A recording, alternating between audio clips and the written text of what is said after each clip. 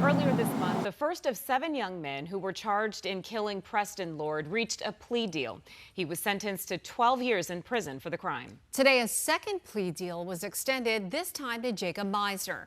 12 News journalist Bianca Bono was in court. And Bianca, what was the offer? Yeah, well, Meisner is charged with first-degree murder, meaning he faces life in prison with the possibility of parole after 25 years. The deal on the table would lead to a sentencing range of 7 to 21 years. Lord's parents and grandfather made the trip all the way out to Superior Court to watch this development, but Meisner and his legal team were not ready to accept.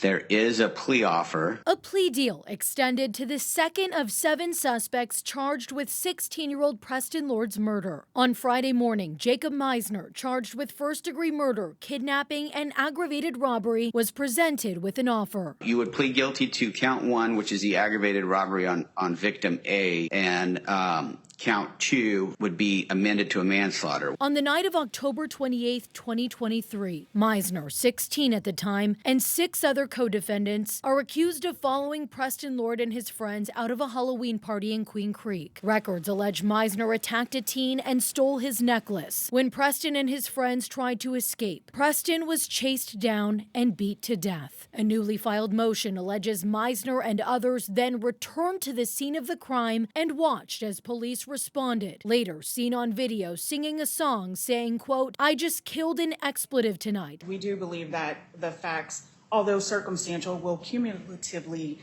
result in enough evidence to find the defendant guilty. But on Friday, Meisner's attorneys declined to accept the deal as it stands, saying there are different levels of involvement for each of the 7 defendants, claiming Meisner did not touch Preston Lord. The defense wants a plea offer that only includes Meisner's actions against the first victim who was robbed, not responsibility for Preston's death. By our count, there are 21 total people who claim to have been eyewitnesses to the actual assault on Preston Lord, 17 of which do not identify Mr. Meisner as one of Preston Lord's attackers. The attorney also claimed that William Owen Hines, the first of the 7 defendants to reach a plea deal, provided information about the attack, giving a list of those involved, and he did not list Meisner. The amount of witnesses who are claiming that they did not see Mr. Meisner involved far outweighs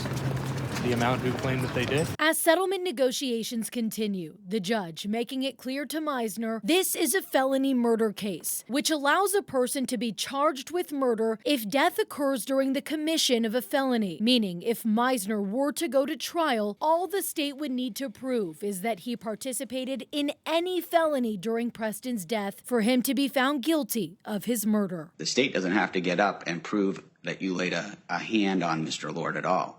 All they have to do is prove that you participated in the kidnapping. And the prosecution and defense agreed to sit down together to go over the evidence in this case and discuss a possible counteroffer from Meisner's legal team. The settlement conference will continue on June 20th. We're live in studio, Bianca Bono, 12 News. All right.